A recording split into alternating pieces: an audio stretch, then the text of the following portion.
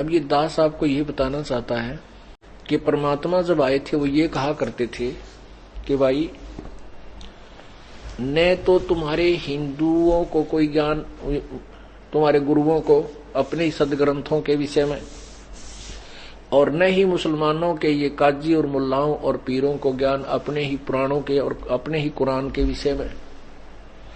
ये सब अपनी दंत कथा सुनाकर अपने ही शास्त्र विरुद्ध साधना करके अपना जीवन व्यर्थ कर रहे हैं, उनको पूर्ण ज्ञान नहीं है। जैसे आपने सुबह के सत्संग में सुना था, मुसलमान मद्दारी रोला, भूल गए हैं मुर्शिद मौला, मुसलमस्त फिरावे पीरा, गल में लंगर जो लोहो जंजीरा। ये मुसलमान मद्दारी रोला और भूल गए हैं मुर्शिद मौला। है पवित्र कुरान शरीफ सूरत फुरकानी नंबर 25 आयत नंबर 52 से 59 तक आपके समक्ष पढ़कर सुनाएंगे। परमात्मा कबीर जी ने जिस समय सिकंदर लोधी का असाध्य रोग ठीक किया और स्वामी रामानंद जी का शीश सिकंदर लोधी ने धड़ से अलग कर दिया था, काट दिया था, उनको हत्या कर दी थी। सिकंदर लोधी दिल्ली के बादशाह के सामने ही परमेश्वर ने उसको जीवित कर दिया था, स्वामी रामानंद जी को।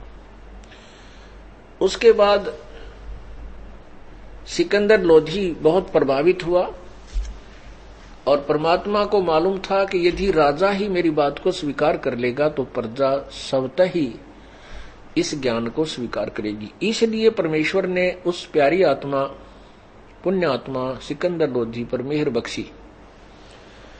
सिकंदर लोधी रेस्ट हाउस में आकर के रुके हुए थे बनारस में,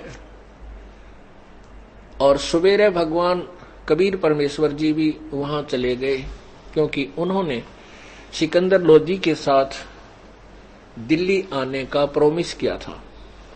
सिकंदर लोधी ने परमेश्वर से उपदेश ले लिया था। सिकंदर लोधी परमेश्वर कबीर जी के शिष्य बन गए थे। परमेश्वर सुबह सुबह जब वहां पहुंचे, सिकंदर लोधी ने पूछा कि प्रभु, मेरा असाध्य रोग किसी से ठीक नहीं हुआ था। सभी मुसलमान पीरों ने, मुल्लाओं ने, सभी ने अपनी जो क्रिया करनी थी वो सभी कर ली, सभी जंतर मंतर किए, और जितने भी कोई बलि वगैरह चढ़ानी थी हमने सारी कर दी। फिर वेदों से खूब इलाज करवाया, फिर हिंदू संतों से भी मैंने अपनी आध्यात्मिक क्रिया से स्वस्थ होने की प्रार्थना की। वो भी अपनी सब क्रियाएं करके थक चुके। हे परमात्मा, आपके सप्रस मात्र से, आपके आशीर्वाद मात्र से ये दास स्वस्थ हो गया। परमात्मा, ये कारण क्या है? क्या इनके पास साधना शक्ति भक्ति ठीक नहीं है? परमात्मा कहने लगे, साच कहूं तो जग मारन दावे और झूठ कही ना जाइयो। अब परमात्मा बताने लगे कि इनके पास किसी के बाद बास भी कैक है नहीं है भक्ति का। जो पूर्व जन्म के संस्कार युक्त हैं, पिछले जन्मों में कभी शास्त्र अनुकूल साधना की हुई है, वो आज या तो राजा बन गए हैं। कुछ ऐसा भी राज्य अंश होता है जो भक्ति के कारण भी प्राप्त होता है और अधिकतर तप से प्राप्त होता है। अन्य धार्मिक लोग होते हैं, वो धार्मिकता से प्रसिद्ध हो जाते हैं, अपनी पिछली पुण्य कमाई तय एका जंतर मंत्र से वो लाभ भी दे सके। जैसे थोड़ा बहुत धनी हो, अपने जेब से 10-20 आदमियों ने 20-20 हजार रुपये देकर महिमा का पात्र तो बन जाएगा, लेकिन स्वयं कंगाल हो जाएगा। ऐसे ही ये ऋषि लोग, पीर लोग, गुरु लोग पिछले जन्मों की पुण्य कमाइयों से, शास्त्रानुकूल साधना से उस समय यानी वर्तमान में उस समय में लोगों में प्रभावित, लोगों में जो है अपना स्थान तो बना लेते हैं श्रद्धालुओं में, लेकिन वो अपना जीवन नष्ट कर रहे होते हैं। अब जैसे जितने भी वर्तमान के संत हैं, अब वर्तमान की, ये पिछले पुण्यकर्मी प्राणी हैं और अब इनके पास शास्त्र अनुकूल साधना है नहीं। ये पिछले संस्कारों से काल इनको बहका रहा है, इनको लूट रहा है, इनके जीवन को बर्बाद कर रहा है। ये कोई तो पिछले परंपरागत संतों की गद्दी पर बैठ कर प्रभु पाक गए, और है इनकी पिछले पुण्य कमाई, ये वो राजसी ठाठ इनको भगवान जरूर देगा जो इनके पिछले संस्कार वश है।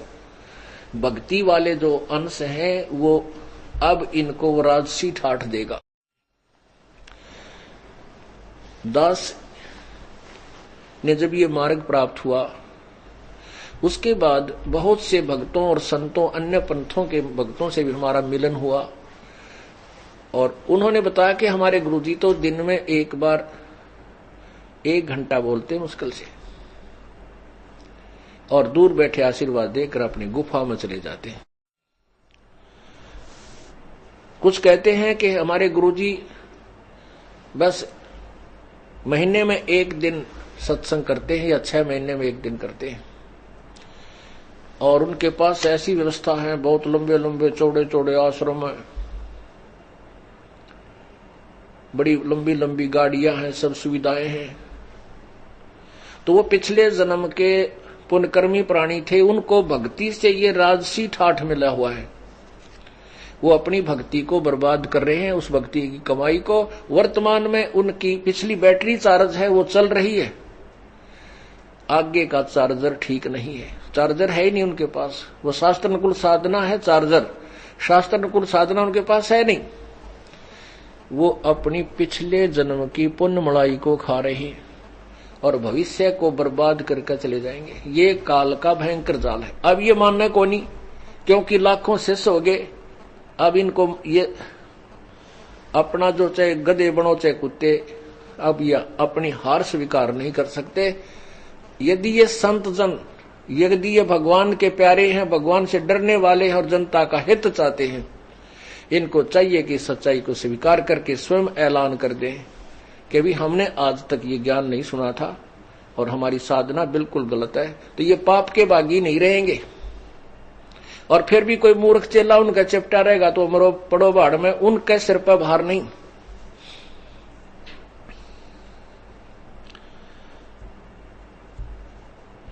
पुण्यात्माओं, ये जो ज्ञान आपके पास चल रहा है, इस तत्व ज्ञान को पुण्यात्मा आजकल शिक्षित हैं, बहन बेटी भाई बुजुर्ग सभी शिक्षित हैं, और इस ज्ञान को देखकर भी इधर नहीं आएंगे तो वो तो मूढ़ है कति, वो पड़े रहो वहीं पर। परमात्मा कहते हैं चातुर प्राणी चोर हैं, मूढ़ मुग्ध हैं ठोठ, और संतों के निकाम के इनको दे गड़जोट। ये चातुर प्राणी जो हमारे साथ यो कांड क्यों हुआ, इस दास ने इन नकली संतों की, ऋषियों की और इन गुरुओं की पोल खोल दी, खाल उतार दी ज्ञान की। इन्होंने भूस भर रखा था, लिख रखा था उसमें काजू और किशमिश। वो लिख रहे थे हम भक्ति सही बताते हैं, और वो सारी शास्त्र विरोध थी। इसी कारण से इस दास का विरोध खूब जोर से शुरू हुआ, और जो पुण्यात्मा थी उस ज्ञान को सुनकर इधर आ रही हैं, और जो अब भी उनके ऊपर आश्रित है, क्योंकि इतना ज्ञान उनको हुआ नहीं है, उनके पास संदेश नहीं पहुंचा होगा, शायद वही आत्मा भी रह रही होंगी। अन्यथा इस तत्व ज्ञान से अपने गुरुओं के ज्ञान को कंपेयर करके बुद्धिमान तो वहां रह नहीं सकता, और समझदार संकेत समझ जाता है। जैसे एक भक्त ने एक उदाहरण दिया, कहने लगे जी अब भी इस ज्ञान ने देख कर यदि हमारे पास नहीं आएंगे तो वो तो बिल्कुल कति नालायक आदमी होंगे। वो तो ऐसे होंगे जैसे कहीं रास्ते में जा रहे हो और बस खराब हो जावे और कंडक्टर ड्राइवर कह दे भाई बस खराब होगी, तो बुद्धिमान तो उसी समय उतर कर नीचे और दूसरी बस में चढ़ जाते हैं जो साथ में खड़ी, वो कह देते वे उतर लो। तो बुद्धिमान तुरंत उतर जाते हैं और दूसरी बस में चढ़कर अपना सफर पूरा कर देते हैं। और कुछ ऐसे होते हैं बैठे रहने सोचे चलेगी या चलेगी, वहीं बैठे रहे। और कुछ वो फिर जब उतरा करे, जब ड्राइवर कंडक्टर भी उतर ले और वह भी दूसरी बस में चढ़ ले, जब वो पाछा उतरा करे, क्या तो सचमुच खराब है। उनकी बुद्धि काम करती है कोई ना, क्या दुनिया उतर के जान लाग रही, तुम भी पढ़ लो तले। तो ऐसे अब उनकी गाड़ी खराब है, वो खड़ी खड़ी धर धर कर रही है।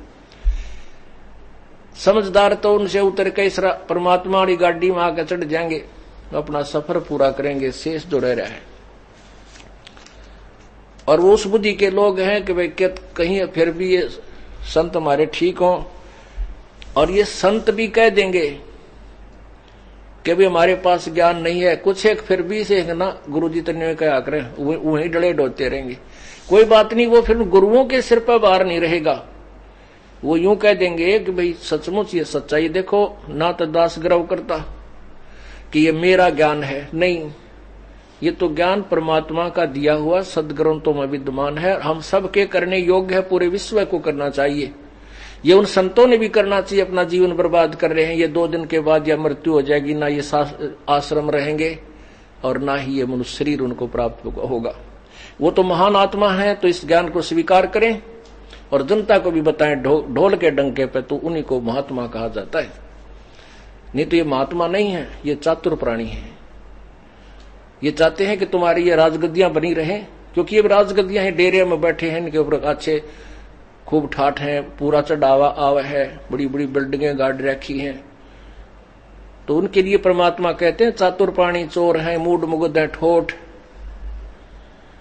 और फिर वो संतों के नहीं काम के, वो उनके दो गलजोट जो इस ज्ञान को समझ के और फिर भी उन चातुर प्राणी उन संतों के चिपके हुए हैं, कहते हैं वो वहीं मरण योग्य है, वहां पड़े रहो, हमारे काम के वो है नहीं, वो भक्ति योग प्राणी नहीं है।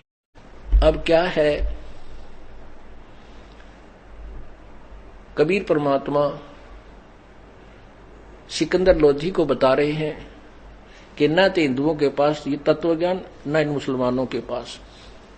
परमात्मा ने कहा कि सिकंदर लोधी, आप एक सबसे बड़ी गलती कर रहे हो कि आप जबरदस्ती हिंदुओं को मुसलमान बना रहे हो।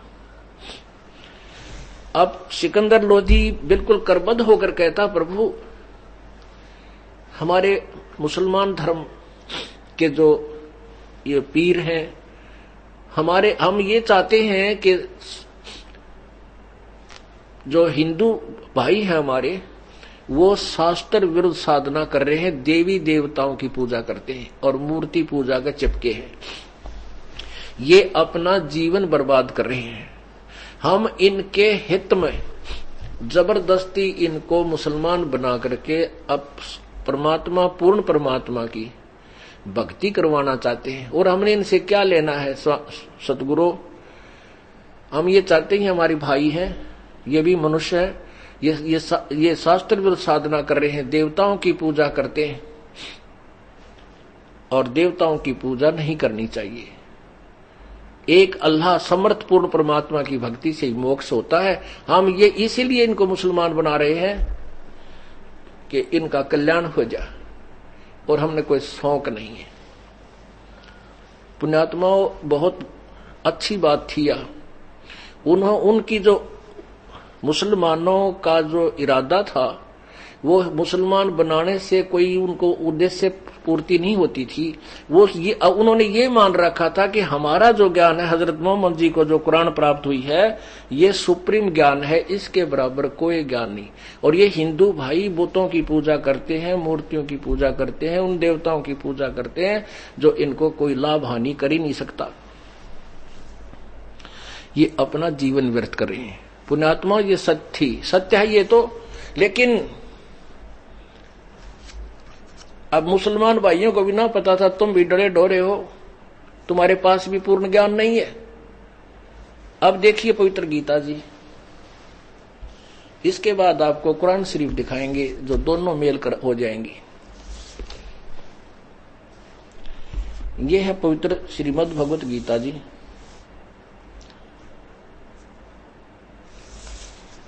अध्याय नंबर 7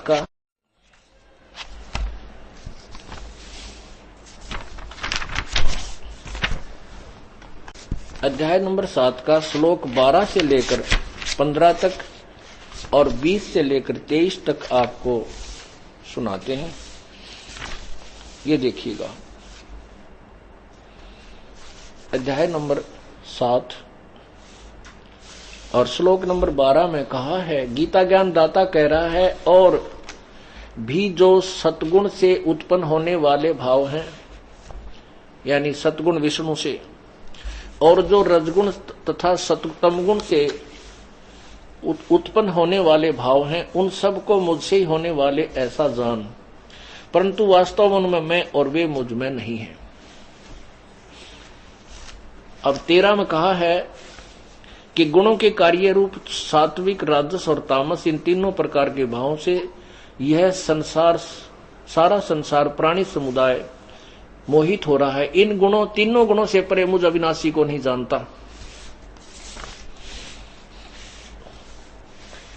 क्योंकि यह अलौकिक अर्थात अद्भुत, अति अद्भुत निर्गुण में मेरी माया बड़ी खतरनाक है, दुस्तर है। और जो पुरुष केवल मुझको निरंतर भजते हैं, वो इस माया का, तीनों गुण रूपी माया का, ब्रह्मा विष्णु महेश से मिलने वाले लाभ का उल्लंघन कर जाते हैं। इनसे आगे का लाभ ये मुझसे लेना चाहते हैं। 15 में कहा है, माया के द्वारा अर्थात ब्रह्मा विष्णु महेश से जो मिल रहा लाभ, उसके द्वारा जिनका ज्ञान हरा जा चुका है, वे असुर यानी राक्षस स्वभाव को धारण किए हुए मनुष्यों में नीच और दूषित कर्म करने वाले मूढ़ लोग यानी मूर्ख मुझको, गीता ज्ञान दाता को नहीं बचते। आत्माओं, रजगुण ब्रह्मा है, सतगुण विष्णु, तमगुण शिव जी। ये आपने देवी पुराण में देखा और भी आपको दिखाते हैं। और ये अविनाशी नहीं है, नाशवान है, तीनों ब्रह्मा विष्णु महेश, इनकी पूजा भी नहीं करनी चाहिए हमने। ये देखिएगा, क्योंकि हमने पूर्ण मोक्ष चाहिए। ये है श्री देवी भागवत। और पृष्ठ नंबर 123 पे केवल आपको थोड़ा सा संकेत देंगे।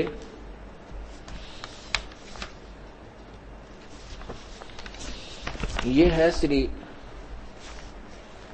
यह है तीसरा सकंद, अध्याय 4 और 5,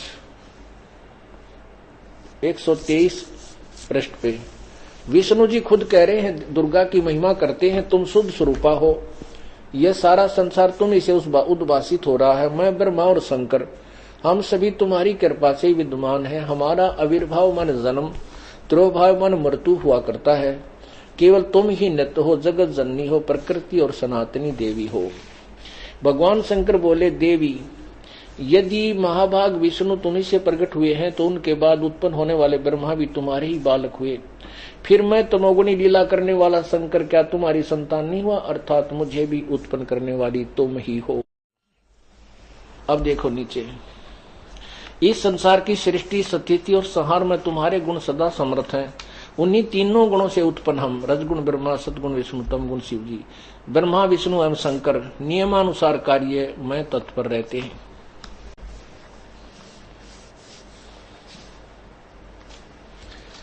क्या सिद्ध हुआ कि रजगुण ब्रह्मा है, सतगुण विष्णु है, और ये दुर्गा के पुत्र हैं और काल इनका पिता है।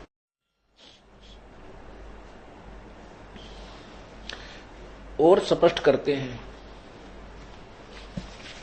ये श्री देवी पुराण